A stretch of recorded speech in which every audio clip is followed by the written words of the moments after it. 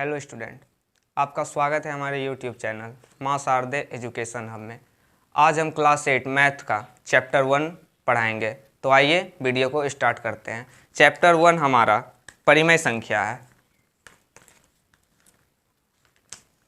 परिमेय संख्या है।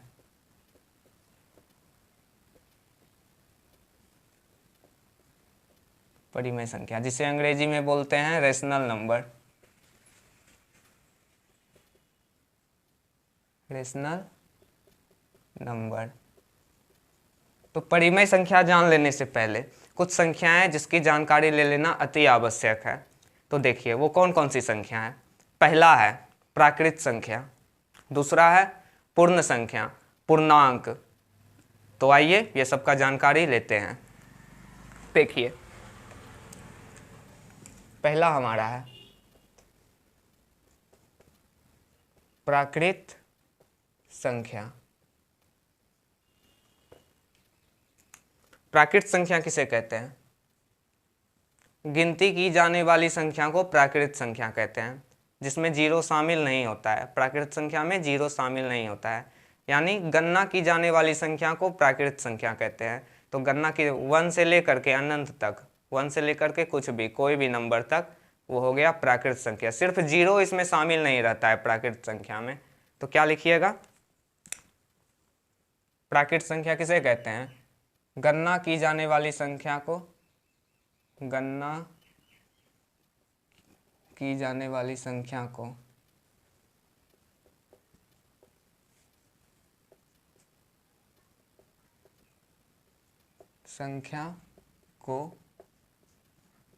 प्राकृत संख्या कहते हैं।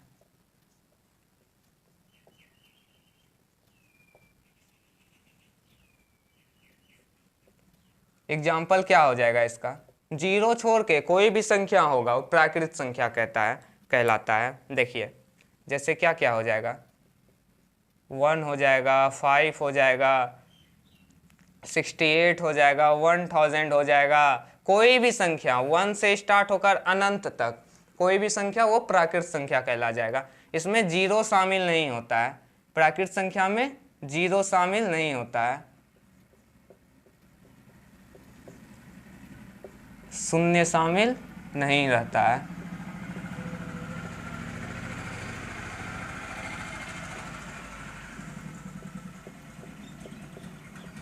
प्राकृत संख्या हो गया। क्या बताएं प्राकृत संख्या? गणना की जाने वाली संख्या को प्राकृत संख्या कहते हैं। तो कौन है गणना की जाने वाली संख्या? 1 से लेकर के अनंत तक, यानी 1 से लेकर के जितना तक गिनती है उसको प्राकृत संख्या कहते हैं। इसमें सिर्फ जीरो शामिल नहीं होता है। ये हो गया आपका प्राकृत संख्या। उसके बाद आता है पूर्ण संख्या, यानी होल नंबर। प्राकृत संख्या को इंग्लिश में क्या कहते हैं?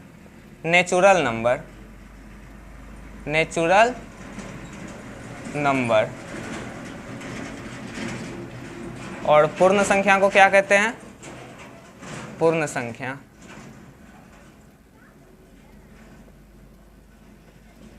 Whole number. होल नंबर किसे कहते हैं? जैसा कि आप इसके नाम से ही जान रहे होंगे, पूर्ण संख्या। यानी जो हम लोग प्राकृत संख्या देखे, क्या वो पूर्ण था? इसमें जीरो शामिल नहीं है, तो ये पूर्ण है? नहीं है। यही प्राकृत संख्या में जीरो अगर मिला देंगे तो वो पूर्ण संख्या बन जाएगा। पूर्ण हो गया ना, नाम से ही पता चल रहा है पूर्ण संख्या। यानी ये अभी प्राकृत संख्या जो ये पूर्ण नहीं है, ये 1 से प्रारंभ हो रहा है, जीरो उसमें शामिल है नहीं है, इसीलिए ये प्राकृत संख्या हो गया। और उसमें अगर हम जीरो मिला दें तो ये पूर्ण हो जाएगा ना संख्या। तो पूर्ण संख्या किसे कह देंगे? प्राकृत संख्या के समूह में शून्य मिला देने से, जीरो को जोड़ देने से, यानी जीरो को रख देने से वो हो गया पूर्ण संख्या। क्या लिखिएगा? प्राकृत संख्या के समूह में, प्राकृत संख्या के समूह में, ये अनंत तक हो जाएगा, संख्या के समूह में जीरो को मिला देने से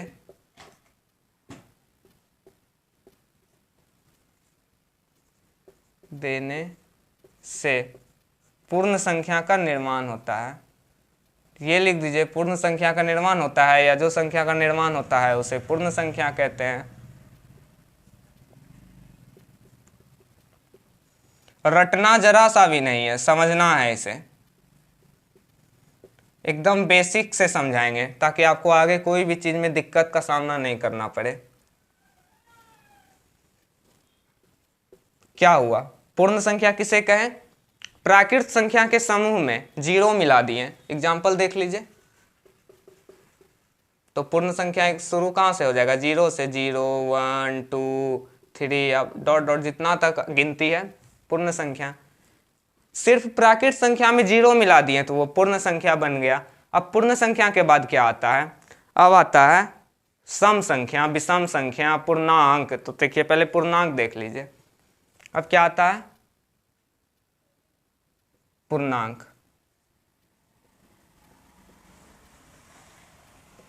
यानी इंटीजर।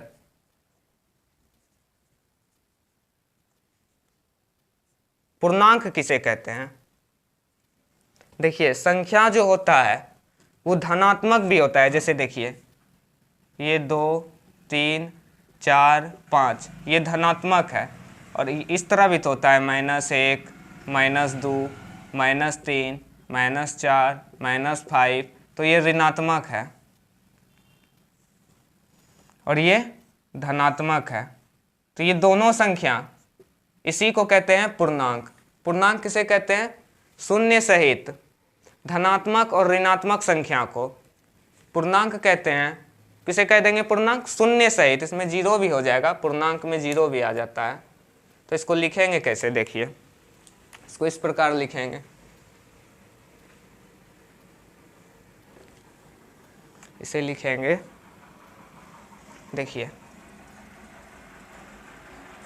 शून्य सहित सभी धनात्मक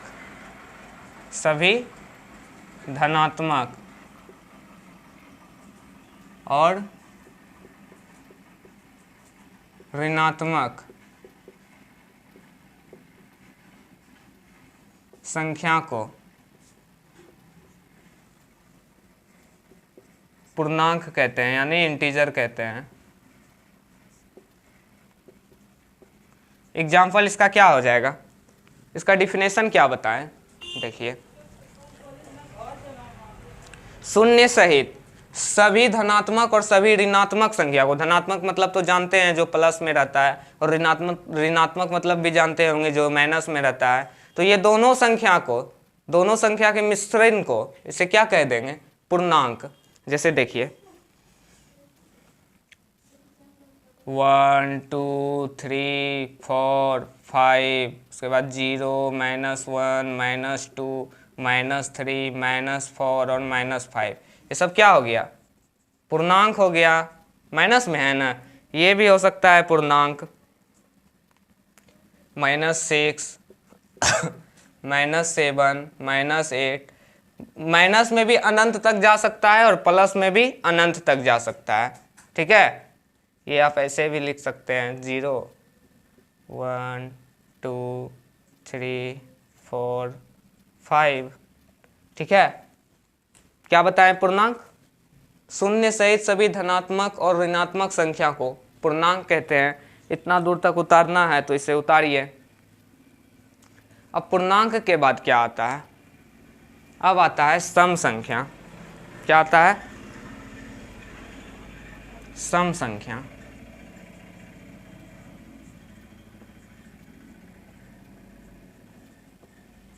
सम संख्या किसे कहते हैं? यानी सम संख्या को इंग्लिश में कहेंगे even number. Even number, even number किसे कहेंगे? वैसी संख्या जो 2 से विभाजित हो जाए, जो 2 से पूर्णतः विभाजित हो जाए, उसे क्या कहेंगे? सम संख्या कहेंगे। जैसे देखिए ये 4 है, ये 2 से विभाजित हो रहा है ना 2 बार में, 2 के पहाड़ा में ये 2 बार में है ना, तो ये 2 से 4 विभाजित हो रहा है, तो ये सम संख्या है।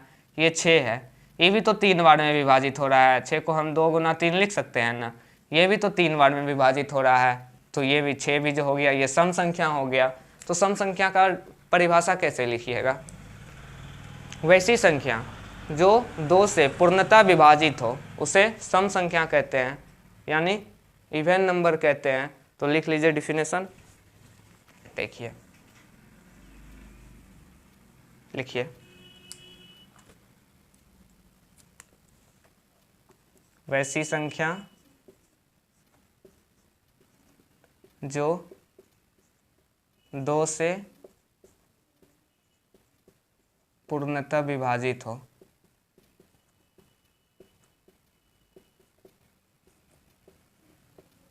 सम संख्या कहलाता है, सम संख्या कहलाता है। ठीक है, एग्जाम्पल क्या ले लीजिएगा, क्या बताएं, वैसी संख्या जो 2 से विभाजित हो सम संख्या कहलाता है। एग्जाम्पल में देखिए 4 को 2 गुना 2 लिख सकते हैं, 2 से ही विभाजित हो गया तो सम संख्या हो गया।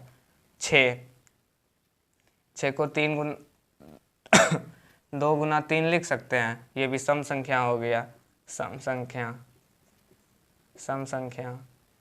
ये भी हो गया सम संख्या। और ये देखिए मान लीजिए हम ले लिए 8, 2 गुना 4, यानी इस तरह भी लिख सकते हैं, 2 गुना 2 गुना 2 या 2 गुना 4 कुछ भी लिख सकते हैं, तो ये भी सम संख्या हो गया। ठीक है, तो वैसी संख्या जो 2 से पूर्णतः विभाजित हो वो सम संख्या कहला जाएगा।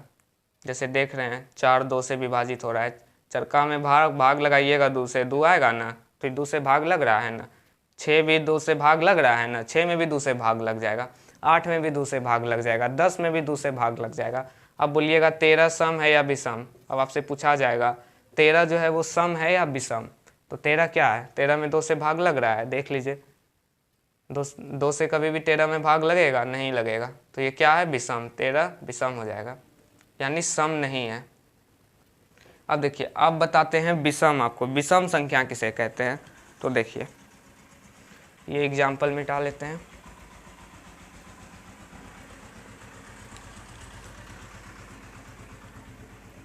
क्या है, विषम संख्या किसे कहते हैं, यानी इंग्लिश में से कहेंगे ओड नंबर, इवन नंबर और ओड नंबर। विषम संख्या किसे कहेंगे, अभी सम संख्या क्या बताएं, जो 2 से भाग लगे, और विषम संख्या जिसमें 2 से भाग नहीं लगे, विषम संख्या। लिख दीजिए वैसी संख्या जो 2 से विभाजित नहीं हो, जो 2 से पूर्णतः विभाज्य नहीं हो, पूर्णतः विभाजित नहीं हो, उसे क्या कहते हैं, उसे विषम संख्या कहते हैं।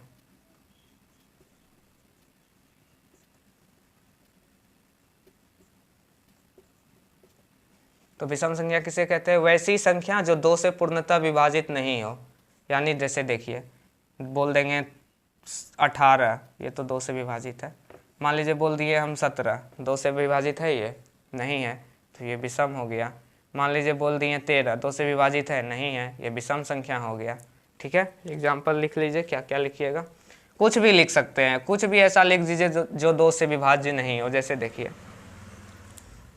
एग्जाम्पल में लिख दीजिए 7 9 11 17 23 29 47 55, कुछ भी लिख सकते हैं। ठीक है, चलिए तब तक ये उतारिए, साइड हो जाते हैं, चलिए उतारिए इसे।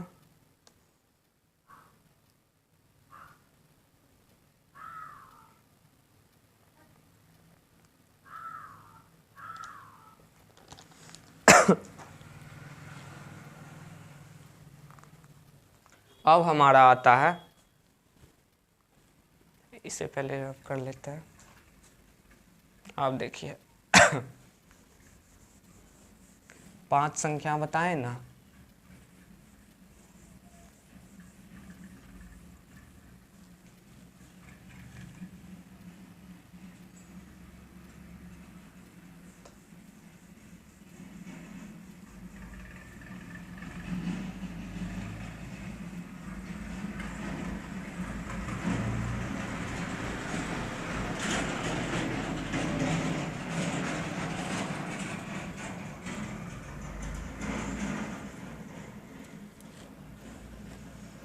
देखिए अब आता है छठा में सम बताएं, विषम बताएं, उसके बाद आता है अभाज्य संख्या। अभाज्य संख्या, तो अभाज्य संख्या किसे कहते हैं? तो अभाज्य संख्या किसे कहते हैं? पहले अभाज्य से पहले, सॉरी मिस्टेक हो गया, पहले भाज्य होगा, पहले भाज्य, पहले भाज्य होगा, भाज्य संख्या। तो भाज्य संख्या किसे कहते हैं? वैसी संख्या जो खुद या एक से सिवा कोई अन्य संख्या से भी विभाजित हो, तो उसे भाज्य संख्या कहते हैं। जैसे देखिए, मान लीजिए हम लिए 8 लिए, एक से तो ये विभाजित होगा ही, एक से ये हो ही जाएगा, ये जानते हैं। और क्या क्या से होगा? 2 से भी हो जाएगा, 4 से भी हो जाएगा और 8 से भी होगा। तो क्या बोल रहा है? खुद से और एक से छोड़ के अन्य कोई और संख्या से भी विभाजित होना चाहिए, उसे ही भाज्य संख्या कहते हैं। तो देखिए, खुद यानी 8, एक यानी एक से खुद और एक से छोड़ के अन्य दो संख्या से भी विभाजित हो रहा है ना, यानी अन्य संख्या से भी ये विभाजित हो रहा है, तो ये हो गया भाज्य संख्या। तो भाज्य संख्या को किस प्रकार लिखिएगा? देखिए, वैसी संख्या जो एक से और खुद, एक और खुद के सिवा, एक और खुद के सिवाय कोई दूसरी संख्या से भी विभाजित हो, कोई दूसरे संख्या से भी विभाजित हो,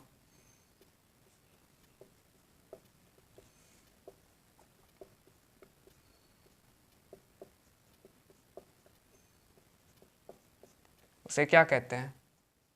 उसे भाज्य संख्या कहते हैं।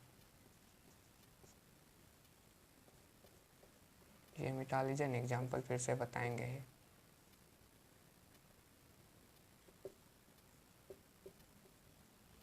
संख्या कहते क्या बोले? भाज्य संख्या किसे कहते हैं? वैसी संख्या जो अपने खुद और एक के सिवाय और कोई संख्या से भी विभाजित हो, उसे भाज्य संख्या कहते हैं। जैसे एक बार और देखिए, मान लीजिए हम लिए 18, तो खुद एक हो गया, एक हो गया एक और एक हो गया खुद, यानी 18, वो लास्ट में लिख देंगे, मान लो यहीं लिख देते हैं। और ये किस चीज़ से खा रहा है? 2 से विभाजित हो रहा है। और क्या चीज़ से हो रहा है? 3 से भी विभाजित है 6 बार में। और ये क्या चीज़ से हो रहा है? 6 से भी विभाजित है 3 बार में। और ये क्या से हो रहा है? 9 से विभाजित है 2 बार में। तो 18 को इस तरह नहीं लिख सकते हैं, लिख सकते हैं पहले 1 गुना 18, ये तो नहीं होना चाहिए। ये काहे कि बोल दिया है वैसी संख्या जो एक और खुद के बीजा कोई अन्य संख्या से भी विभाजित हो, उसे ही भाज्य संख्या कहेंगे। तो ये तो इससे हमको पता नहीं चल रहा है ये भाज्य है या अभाज्य। और क्या लिख सकते हैं? 18 गुना 1, इससे भी पता नहीं चलेगा कि ये भाज्य है या अभाज्य। काहे कि देखिए, एक और खुद से उसके सिवा दूसरे से भी खाना चाहिए, एक और खुद के सिवा कोई दूसरे संख्या से भी खाना चाहिए। अभी तो हम लोग बस देखे एक और खुद से खा रहा है। और आप देखिए, इसको ये भी तो लिख सकते हैं 2 गुना 9, ये भी तो लिख सकते हैं 3 गुना 6, ये भी तो लिख सकते हैं 6 गुना 3, ये भी तो लिख सकते हैं 9 गुना 2। तो आप देखिए, अपने एक और खुद के सिवा दूसरा संख्या से भी विभाजित हो रहा है ना, 3 से हो रहा है, 6 से हो रहा है, 9 से हो रहा है, 2 से हो रहा है ना। तब ये भाज्य संख्या हो गया, सॉरी अभाज्य बोल दिया, भाज्य संख्या हो गया। ठीक है, चलिए अब भाज्य संख्या के बाद आता है अभाज्य संख्या। अभाज्य संख्या किसे कहते हैं? देखिए, अभाज्य संख्या किसे कहेंगे? अभाज्य संख्या 7 नंबर में लिखिए, अभाज्य संख्या, अभाज्य संख्या।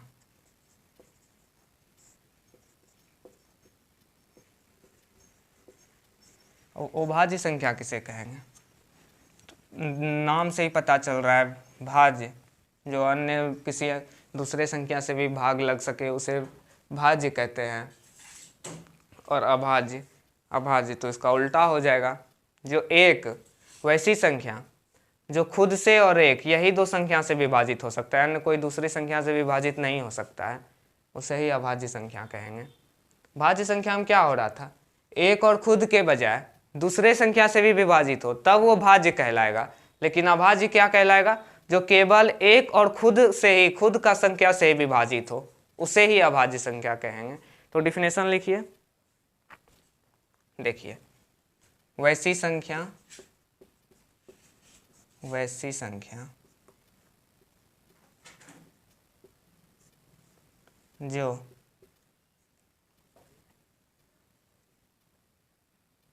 एक और, जो केवल लिख दीजिए, जो केवल एक और खुद की संख्या से ही, संख्या से ही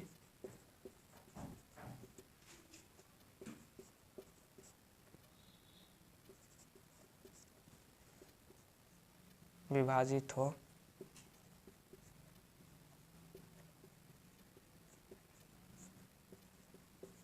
उसे अभाज्य संख्या कहते हैं।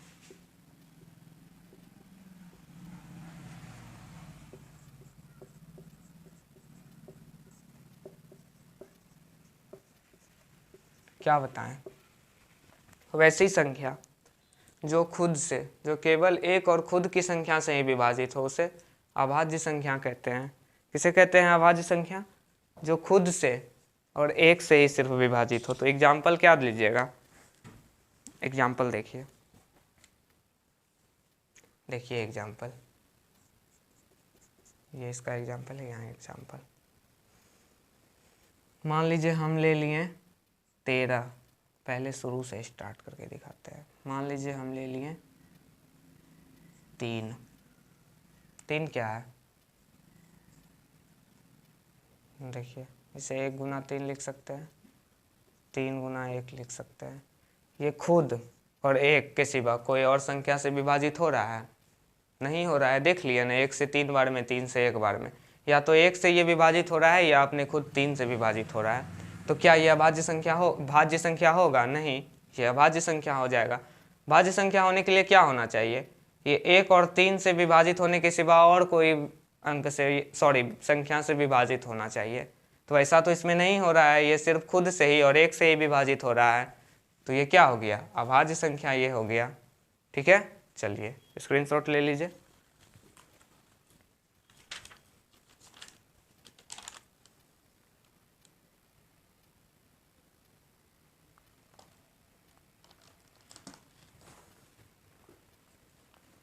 चलिए, अभी 2 चीज़ जो आपको बताएं उसका इंग्लिश आप लोग को नहीं बताएं, तो इंग्लिश देखिए इसका।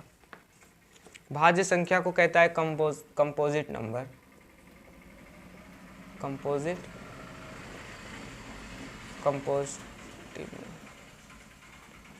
नंबर। और अभाज्य संख्या कहता है प्राइम नंबर, प्राइम नंबर। ठीक है, चलिए देख लीजिए।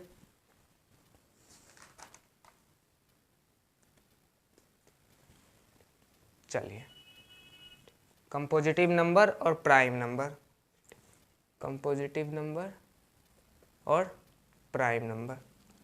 चलिए, अब ये जब हो गया, जब हमारा सभी संख्या क्लियर हो गया, क्या क्या बताएं?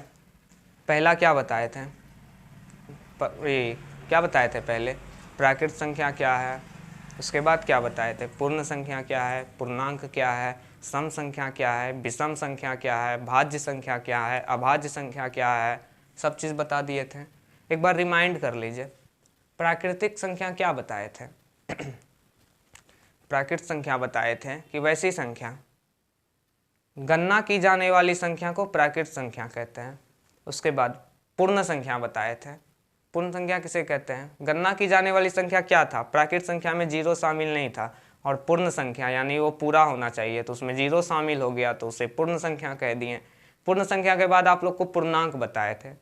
सभी धनात्मक, शून्य सहित सभी धनात्मक और ऋणात्मक संख्या को पूर्णांक कहते हैं। सभी धनात्मक यानी प्लस चार्ज होना चाहिए, ऋणात्मक माइनस में रहना चाहिए, और शून्य सहित। ठीक है, अब क्या आता है? पूर्णांक के बाद क्या बताए थे? सम संख्या और विषम संख्या। सम संख्या का मतलब क्या बताए थे? सम संख्या मतलब जो दो से विभाजित हो, और विषम संख्या मतलब जो दो से विभाजित नहीं हो। ठीक है, उसके बाद बताएं भाज्य संख्या। भाज्य संख्या मतलब क्या बताएं? वैसी संख्या जो एक और खुद के सिवा कोई अन्य संख्या से भी विभाजित हो, उसे भाज्य संख्या कहते हैं।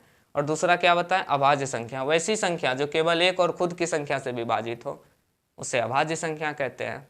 ठीक है, एग्जाम्पल भी दोनों का समझा दिए। तो अब सब संख्या का जानकारी ले लेने के बाद ये सवाल आता है कि परिमेय संख्या क्या है। हमारा मेन चैप्टर क्या है? चैप्टर का हेडलाइन ये परिमेय संख्या यानी रेशनल नंबर। रेशनल नंबर क्या है? तो पहले ये सबको रफ कर लेते हैं, उसके बाद बताएंगे। देखिए,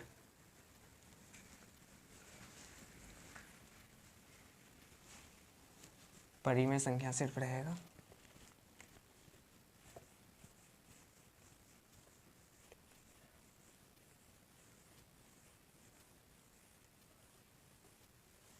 चलिए,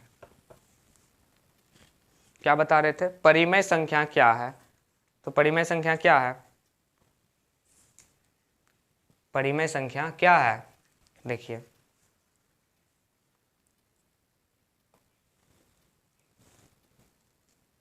परिमेय संख्या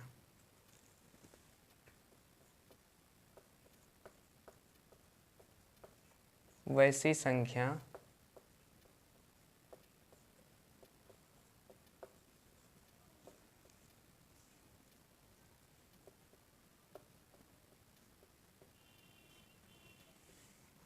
में हो और जहां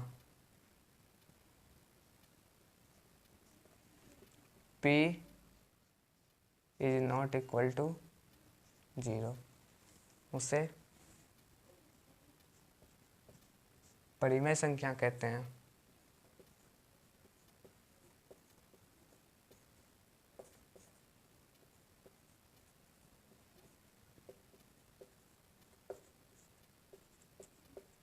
ठीक है, परिमेय संख्या किसे कहते हैं?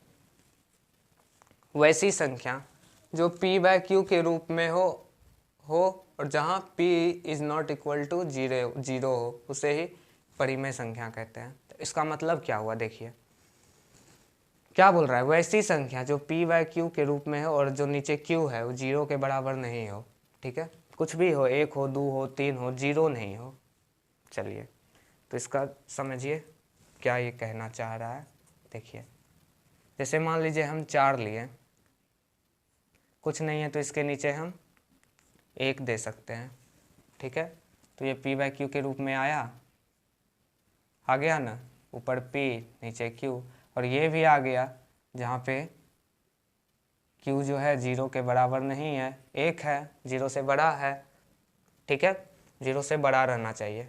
ठीक, q जो है 0 के बराबर नहीं है, 0 नहीं रहना चाहिए यहाँ पे नीचे। ठीक है, चलिए समझ में आ गया परिमेय संख्या किसे कहते हैं। मान लीजिए रहेगा 23/4 परिमेय संख्या है। हाँ, ये भी परिमेय संख्या है। कैसे? बस नीचे और ऊपर दोनों p बाय क्यू के रूप में उसे लिखा जाना चाहिए, तो वो परिमेय संख्या हो जाएगा। जिस संख्या को p बाय क्यू के रूप में निरूपित कर सकते हैं वो परिमेय संख्या हो गया। तो परिमेय संख्या क्या हो गया? वैसी संख्या जिसे p बाय क्यू के रूप में लिख सकते हैं, यानी p बाय क्यू के रूप में निरूपित कर सकते हैं, जहाँ q जो है 0 के बराबर नहीं रहना चाहिए।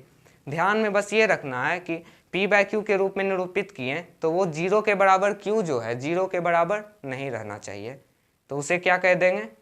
परिमेय संख्या। ठीक है, चलिए अब परिमेय संख्या का कुछ गुण होता है। परिमेय संख्या का कुछ गुणधर्म होता है। आइए देखते हैं क्या क्या गुणधर्म होता है। तो इसे पहले मिटा लेते हैं। परिमेय संख्या समझ गए ना, p/q के रूप में लिख सकें। जैसे मान लीजिए कोई भी संख्या हो, 5 हो, तो इसके नीचे भी हम 1 दे सकते हैं अपने मन से, कोई परिवर्तित इसका मान में नहीं होगा। तो इसको देखिए p/q के रूप में लिख दिए ना। और यहाँ ये भी हो गया कि p जो है, q जो है 0 के बराबर नहीं है, 1 है। ठीक है, चलिए अब क्या है, अब आता है परिमेय संख्या के गुणधर्म। ये मिटा लेते हैं पहले, इसे उतारिएगा, उतार लीजिए।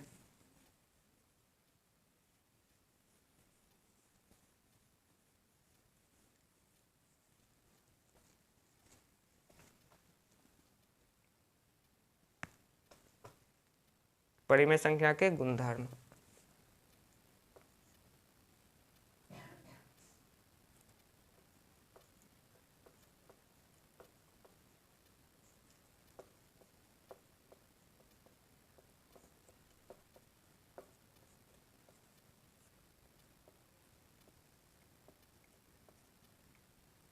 परिमेय संख्या के गुणधर्म, गुणधर्म में क्या क्या आता है देखिए। पहला आता है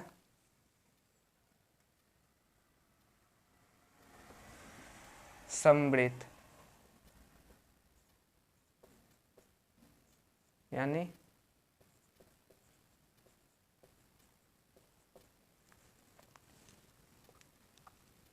तो समृद्ध मतलब क्या हुआ, कोई ऐसा संख्या लीजिए, कोई ऐसा दो ऐसा संख्या लीजिए जिसका गुण जो है समान है, तो उसको जोड़ेंगे या घटाएंगे या गुना करेंगे, तो उसके आने पर भी अगर 1 आता है, वो उसका गुण में परिवर्तन नहीं होता है, तो वो समृद्ध कहलाएगा। जैसे देखिए आपके बुक्स में दिया है, समृद्ध लिया है, पूर्ण संख्या में पहले देखा है। पूर्ण संख्या क्या बताए थे, 0 सहित परिकृत संख्या के समूह में 0 जोड़ देंगे तो वो पूर्ण संख्या हो गया। तो आपके बुक्स में पहले देखा है पूर्ण संख्या के साथ। ठीक है, तो पूर्ण संख्या के साथ देखिए, तो पहला आता है योग। यहां लिख दीजिए पूर्ण संख्या में, पूर्ण संख्या में, पूर्ण संख्या बताए थे ना, प्राकृत संख्या के समूह में शून्य मिला देने से पूर्ण संख्या बन जाता है। ठीक है, तो पहला आता है योग। योग, कोई दो पूर्ण संख्या लीजिए, उसको जोड़िए। दो पूर्ण संख्या लीजिए, मान लीजिए लिए हम, पूर्ण संख्या क्या हो गया 5 और लिए 2, तो जोड़े क्या आ गया 7। फिर को जोड़िए 0 और 5। ठीक है, तो कितना आ गया 5।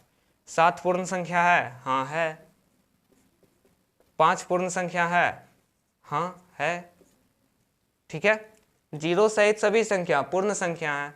तो क्या यहाँ लिख देंगे, यहाँ आप लिख दीजिएगा पूर्ण संख्या जो है, पूर्ण संख्या योग के अंतर्गत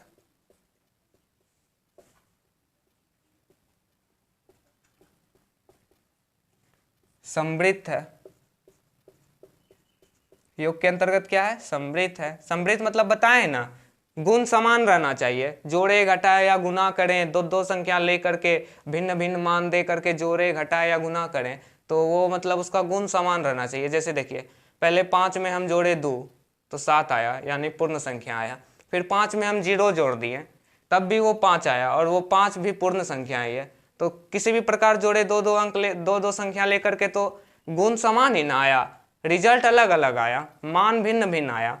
लेकिन ये मान का गुण क्या है, ये कौन सी संख्या है, पूर्ण संख्या है। और ये भी कौन सी संख्या है, 5 भी पूर्ण संख्या है।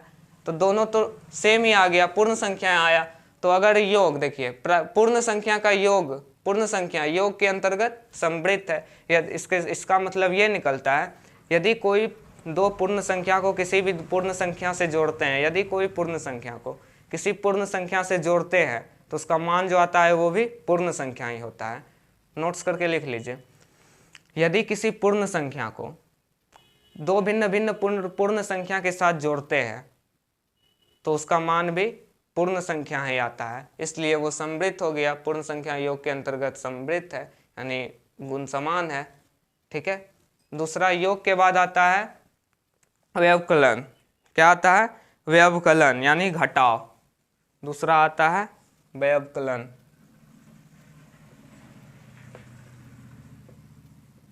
यानी घटाव। आप दो पूर्ण संख्या लेके देखिए। पूर्ण संख्या लीजिए, देखिए यहाँ हम लिए 5 में, ये 5 लिए, ये पूर्ण संख्या है और इसमें घटाव दे रहा है तो घटाएंगे। और 2, ये भी पूर्ण संख्या है, तो कितना आ गया? 5 में 2 घटाएं 3 आ गया। और देखिए उसके बाद अब 2 को 5 से घटा के देखिए, 2 को 5 से घटाइए, कितना आ गया? -3। क्या -3 पूर्ण संख्या है? हाँ है, बताए तो है। -3 पूर्ण संख्या है ना? सॉरी 1 मिनट रुकिए, मिस्टेक हो गया।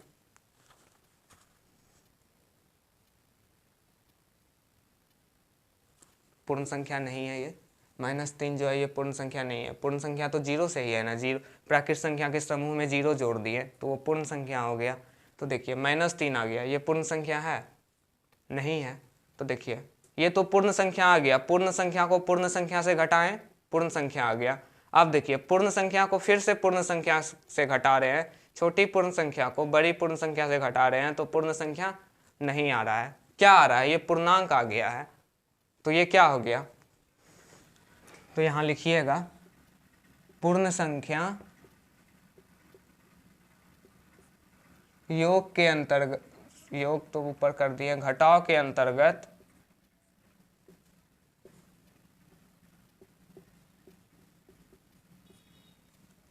समृद्ध नहीं है, यानी गुण समान नहीं है, समृद्ध नहीं है। समृद्ध मतलब क्या होता है? देखिए जैसे इसका रिजल्ट आया 3 पूर्ण संख्या है, इसका रिजल्ट आया -3, तो ये -3 आया, तो -3 तो पूर्ण संख्या नहीं है, -3 तो पूर्णांक है। तो गुण दोनों का सेम है, दोनों का रिजल्ट का परिणाम का गुण सेम है? नहीं, एक आ गया पूर्ण संख्या, एक आ गया पूर्णांक, भिन्न भिन्न दोनों आ गया, तो इसलिए घटाव के अंतर्गत समृद्ध नहीं है। अब आता है गुणनफल यानी गुना। तो गुना में क्या लिख, अब आता है गुणनफल, गुणनफल मल्टीप्लिकेशन यानी। तो देखिए गुणनफल क्या है, तो यहाँ लिखिएगा यदि किसी पूर्ण संख्या को, यदि किसी बड़े पूर्ण संख्या को छोटे पूर्ण संख्या के साथ घटाते हैं तो उसका परिणाम पूर्ण संख्या आता है, लेकिन यदि किसी छोटे पूर्ण संख्या को बड़े पूर्ण संख्या के साथ घटाते हैं तो उसका परिणाम एक पूर्णांक आता है। ठीक है, जो पूर्ण संख्या नहीं होता है, इसलिए वो पूर्ण संख्या घटाव के अंतर्गत समृद्ध नहीं होता है। ठीक है, चलिए अब हम लोग देखें गुणनफल। फिर से पूर्ण संख्याएं लीजिए, 2 पूर्ण संख्या लीजिए, 2 गुना 5 कितना आ गया? 2 गुना 5 10 आ गया। 0 गुना 5 कितना आ गया? 0 को किसी भी चीज़ से गुना करते हैं 0 ही होता है। 0 पूर्ण 10 पूर्ण संख्या है? हाँ है। 0 पूर्ण संख्या है? हाँ है। तो यहाँ क्या लिखिएगा? पूर्ण संख्या गुना के अंतर्गत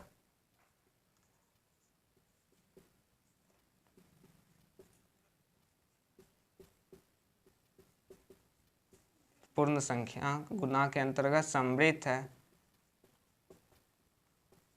ठीक है, क्या लिखे? पूर्ण संख्या गुना के अंतर्गत समृद्ध है, यानी इसका मतलब ये हुआ कि यदि किसी एक पूर्ण संख्या को दूसरे पूर्ण संख्या के साथ गुना करते हैं तो परिणाम पूर्ण संख्या ही आता है।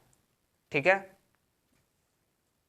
यदि किसी पूर्ण संख्या को किसी दूसरे पूर्ण संख्या के साथ गुना करते हैं तो उसका परिणाम पूर्ण संख्या ही आता है, इसीलिए ये समृद्ध हो गया, गुना के अंतर्गत पूर्ण संख्या समृद्ध है। ठीक है, चलिए अब गुना के बाद आता है भागफल। ठीक है, अब देखिए भागफल आता है, हमारा आता है भागफल। तो क्या भागफल के अंतर्गत सम्मिलित है? तो आइए देखते हैं भागफल के अंतर्गत क्या है। देखिए, दो पूर्ण संख्या लीजिए, मान लीजिए एक ले लिए 6 और एक ले लिए 2, भाग दीजिए, कितना आ गया? इसको भाग कर दिए तो कितना आ गया? 6 में 2 से भाग दिए, 3 आ गया। ठीक है, अब ले लीजिए 2 को भाग दे दीजिए, रुकिए 6 को भाग दे दीजिए 0 से। ठीक है, इसका क्या आ गया? 0 आ गया, क्योंकि 6/0 0 ही ना होता है, सॉरी 0/6 0 ही ना होता है। ठीक है, 0 ही आया। 6 को 0 से भाग दिए, कितना आया? तो देखिए यहाँ पे मिस्टेक हो गया है, ये देखिए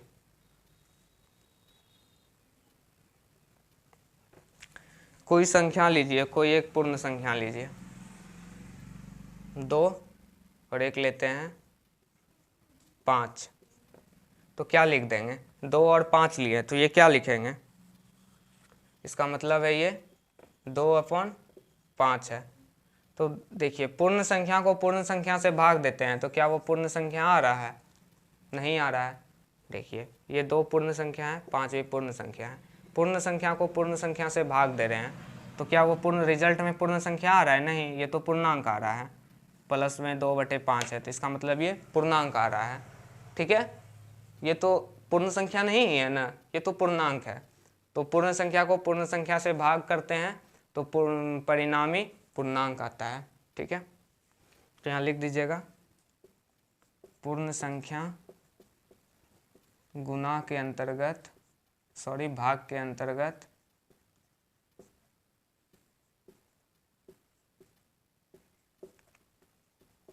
सम्मिलित नहीं है,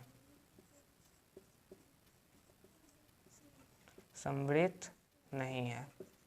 ठीक है, चलिए उतारिए तब तक ये।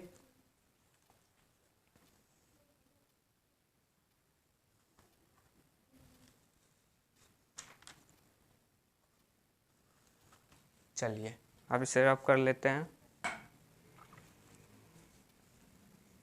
ये समझे ना, पहले एक बार देख लीजिए, परिमेय संख्या का ये गुणधर्म है। तो परिमेय संख्या गुणधर्म में पहले हम लिए पूर्ण संख्या में, तो देखिए सम्मिलित यानी दो सेम गुण वाले को अगर जोड़ेंगे या घटाएंगे या गुना करेंगे या भाग करेंगे तो जोड़ने या घटाने या गुना करने पर भी सेम उसका गुण ही हो, परिणाम जो है उसका भी गुण सेम ही हो, तो वो सम्मिलित कहलाता है। ठीक है, जैसे देखिए 5 एक पूर्ण संख्या है, 2 भी एक पूर्ण संख्या है, तो 5 और 2 को जोड़े तो 7 आया, 7 भी एक पूर्ण संख्या है, तो इसीलिए 5 और 2 को जोड़े 7 पूर्ण संख्या आया। फिर 0 और 5 को जोड़े फिर भी पूर्ण संख्या आया। तो इसका मतलब क्या है कि अगर हम किसी पूर्ण संख्या को किसी दूसरे पूर्ण संख्या के साथ जोड़ते हैं, ठीक है, तो परिणामी पूर्ण संख्या ही आता है। ठीक है, दूसरा है घटाव, किसी पूर्ण संख्या को किसी बड़े पूर्ण संख्या को छोटे पूर्ण संख्या से घटाते हैं तो परिणाम जो आता है वो पूर्ण संख्या आता है।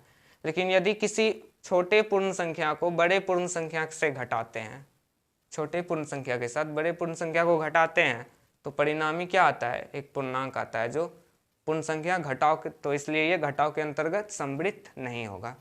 गुणनफल में देखिए पूर्ण संख्या को पूर्ण संख्या से गुना किए, पूर्ण संख्या ही आया, पूर्ण संख्या को पूर्ण संख्या से गुना किए, पूर्ण संख्या आया, तो ये गुना के अंतर्गत सम्मिलित है। भाग में देखिए 2 को 5 से भाग दिए, 2/5 पूर्ण संख्या है ये? नहीं है, इसीलिए क्या हो गया? पूर्ण संख्या के भाग के अंतर्गत नहीं आता है, भाग के अंतर्गत पूर्ण संख्या नहीं है। ठीक है, सम्मिलित नहीं है भाग के अंतर्गत। चलिए अब हमारा आता है पूर्णांक। अब देख लीजिए पूर्णांक के अंतर्गत पूर्णांक क्या बताए थे? क्या बताए थे पूर्णांक?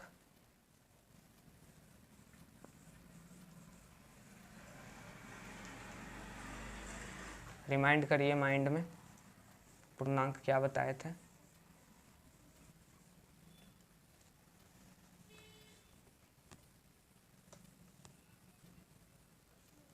पूर्णांक बताए थे शून्य सहित सभी धनात्मक और ऋणात्मक संख्या को पूर्णांक कहते हैं।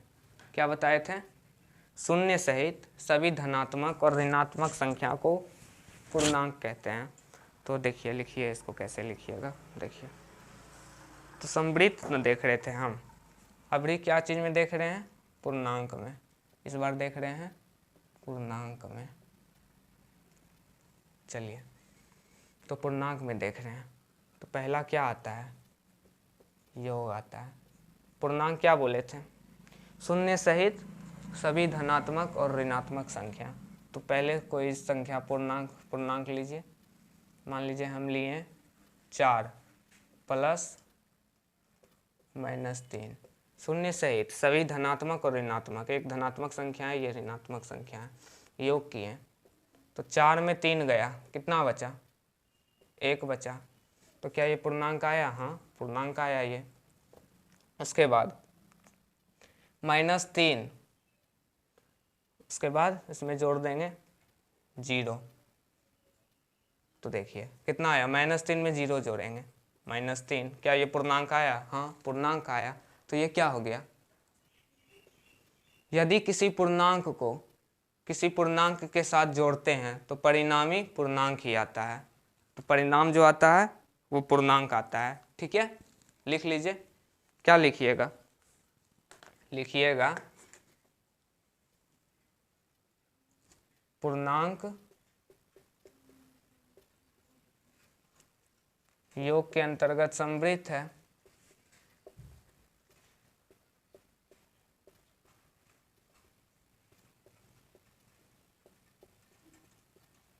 पूर्णांक योग के अंतर्गत समवृत्त है। ठीक है। अब दूसरा क्या आया था? योग के बाद आया था घटाव, व्यवकलन भी बोला जाता है, लिखते हैं घटाव। ठीक है, चलिए घटाव में क्या होता है? पूर्णांक को पूर्णांक से घटा के देखिए। मान लीजिए हम एक पूर्णांक लिए -4 और एक पूर्णांक लेंगे -8, दोनों घटाइए तो क्या हो जाएगा? -4 और ये माइनस और ये माइनस प्लस हो जाएगा, +8।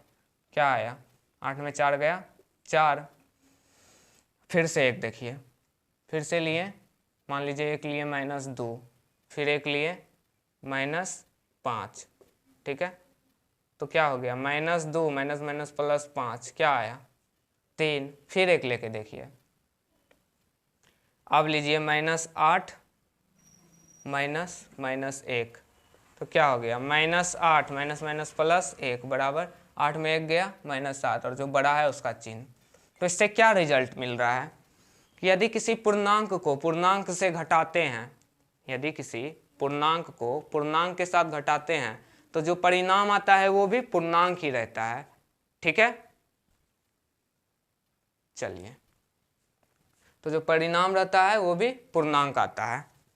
चलिए, अब है हमारा घटाव देख लिए, गुणनफल देखिए। गुणनफल क्या देखिएगा? तो यहाँ पे ये लिख दीजिए, घटाव के अंतर्गत समवृत्त है।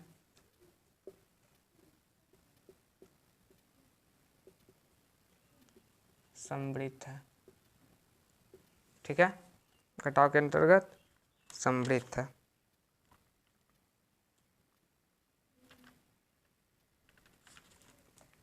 अब आता है गुणनफल।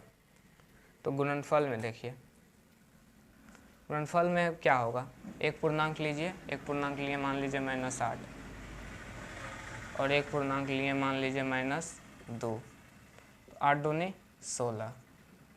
क्या ये पूर्णांक आया है? आया है ना। सभी धनात्मक और ऋणात्मक संख्या को क्या बोलते हैं? पूर्णांक। अब लिखिए, एक पूर्णांक लिए 0 और एक पूर्णांक लिए -2। 0 को किसी भी संख्या से गुना करते हैं तो 0 पूर्णांक है ना, आया। तो ये क्या हुआ? गुणनफल के अंतर्गत समवृत्त है। यानी देखिए, किसी पूर्णांक को पूर्णांक के साथ गुना करते हैं तो परिणाम जो आता है वो भी पूर्णांक ही रहता है। देख रहे हैं ना, -8 पूर्णांक है, -2 भी पूर्णांक है। पूर्णांक को पूर्णांक के साथ गुना किए तो पूर्णांक आया। 16 भी पूर्णांक ही है, धनात्मक में है। 0 को -2 से गुना किए, यानी एक पूर्णांक को दूसरे पूर्णांक से गुना किए, परिणाम जो आया पूर्णांक आया। तो नोट्स बना के लिखिएगा, यदि किसी एक पूर्णांक को दूसरे पूर्णांक के साथ गुना करते हैं तो परिणाम जो आता है वो भी पूर्णांक ही रहता है। ठीक है, चलिए तो यहाँ लिख दीजिए गुणनफल के अंतर्गत समवृत्त है,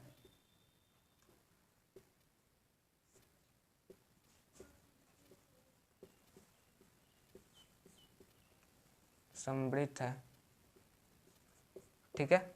चलिए आप लिखिए भागफल के अंतर्गत है समवृत्त, भागफल के अंतर्गत, देखिए भागफल के अंतर्गत,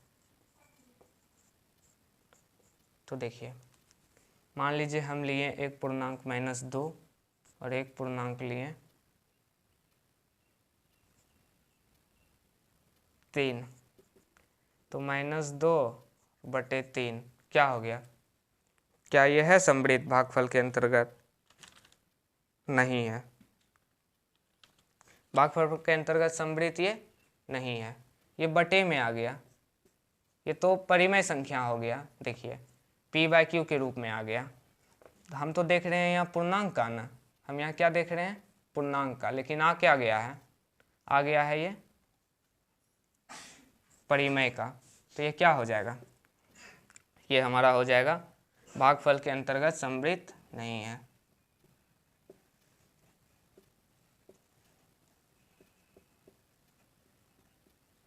समवृत्त नहीं है,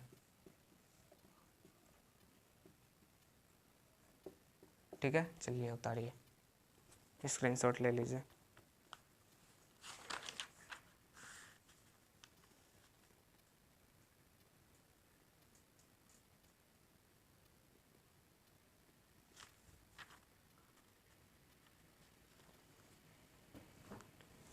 चलिए अब आता है, अब हमारा मेन टॉपिक आया है, क्या आया है? परिमेय संख्या। अब इस जगह पे लिखिए, पूर्णांक के स्थान पे लिखिए परिमेय संख्या। यहाँ पहले भागफल में समझे ना, -2 एक पूर्णांक है, 3 एक पूर्णांक है, भाग दिए तो -2/3 आया, तो ये पूर्णांक है? नहीं, ये पूर्णांक नहीं है, ये तो परिमेय संख्या है, p/q के रूप में है, ये हमारा परिमेय संख्या है। तो क्या हो गया?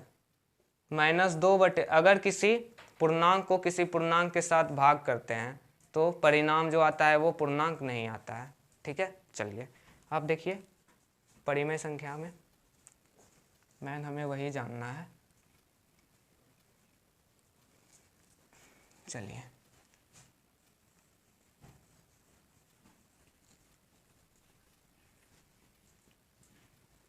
परिमेय संख्या में देख लीजिए, यहाँ लिखिए परिमेय संख्या, परिमेय संख्या, ठीक है। परिमेय संख्या को तो आपको बताएं ना, वैसी संख्या जिसे p/q के रूप में लिखी जाती हो उसे परिमेय संख्या कहते हैं। p/q यानी 5 है तो उसके नीचे भी 1 हम लिख सकते हैं, p/q के रूप में आए तो वो परिमेय संख्या कहलाता है। तो देखिए योग में पहले क्या देखेंगे, एक परिमेय संख्या लीजिए, मान लीजिए एक परिमेय संख्या लिए हम 2/3 और एक परिमेय संख्या लिए 4/3, दोनों को जोड़िए, 2 + 4/3 यानी 6/3 यानी 2 आया। तो क्या ये परिमेय संख्या है? हाँ है ना, इसके नीचे हम एक अपने मन से दे सकते हैं, तो ये क्या आ गया? हमारा परिमेय संख्या आ गया, ठीक है। तो ये क्या हो जाएगा? ये हमारा हो जाएगा योगफल के अंतर्गत समवृत्त हो जाएगा, ठीक है। चलिए योगफल के अंतर्गत समवृत्त है। सॉरी स्टूडेंट, किसी टेक्निकल कारण बस वीडियो को पॉज करना पड़ा था, तो चलिए जहाँ पे ख़त्म किए थे वहीं से वीडियो को स्टार्ट करते हैं। देखिए योग तक हम लोग किए थे परिमेय संख्या का योग, 2/3 एक परिमेय संख्या है, 4/3 एक परिमेय संख्या लिए थे, तो 2 + 4/3 6/3, 2 से काटा दिए 2, तो ये नीचे हम 1 दे सकते हैं ना, तो इसका योग जो है परिमेय संख्या के अंतर्गत आ गया है, योग जो है समवृत्त है। यानी देखिए यदि किसी परिमेय संख्या को किसी परिमेय संख्या के साथ जोड़ेंगे तो परिणाम जो होगा वो भी परिमेय संख्या ही आएगा, ठीक है। अब इसका आता है दूसरा घटाव, तो घटा के देखिए एक परिमेय संख्या लिए, मान लीजिए एक हम लोग लिए 5/3 में, सॉरी देखिए ब्लैक से लिखते हैं, ब्लू नहीं चल रहा है, 5/3 घटाना है 2/3, तो कितना आएगा 5 में 2/3 यानी 5 में 2 3/3, 1 यानी 1/1 परिमेय संख्या। ठीक है, तो क्या लिखिएगा, परिमेय संख्या घटाव के अंतर्गत भी समृद्ध आता है। अब तीसरा देखिए गुणनफल। परिमेय संख्या लीजिए 4/3 गुना 2/6। ठीक है, तो 2 से इसको 2 से 3 बार में कटाइए और ये 2 से कट गया, तो क्या आया 4/3 या 9 p/q के रूप में है ना, तो ये क्या परिमेय संख्या हो गया। तो यदि किसी परिमेय संख्या को परिमेय संख्या के साथ गुना करते हैं तो परिणाम जो आता है वो परिमेय संख्या ही आया, तो इसीलिए ये भी समृद्ध हो गया, गुणनखंड के अंतर्गत समृद्ध है, समृद्ध है। ठीक है, ठीक है। अब आता है भागफल। तो देखिए एक लिए 4/3 और एक लिए 5/4, नहीं तो हम ले लिए 6/4/6।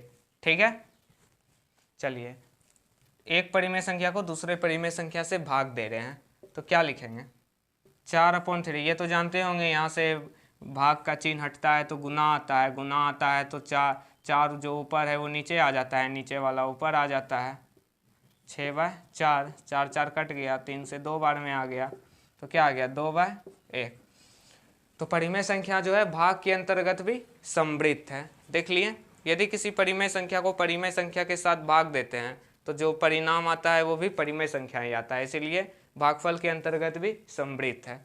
तो लिख दीजिएगा भागफल के अंतर्गत समृद्ध है, यहाँ लिख दीजिए भागफल के अंतर्गत समृद्ध है। चलिए समृद्ध आज देख लिए, एक गुण आज देखे तीनों का। अब नेक्स्ट वीडियो में दूसरा गुण देखेंगे। आज का वीडियो यहीं समाप्त करते हैं। Thanks for watching my video. Channel को सब्सक्राइब करें, अगर पसंद आता है तो दोस्तों में शेयर करें और ज़्यादा से ज़्यादा लाइक करें। धन्यवाद। जय हिंद।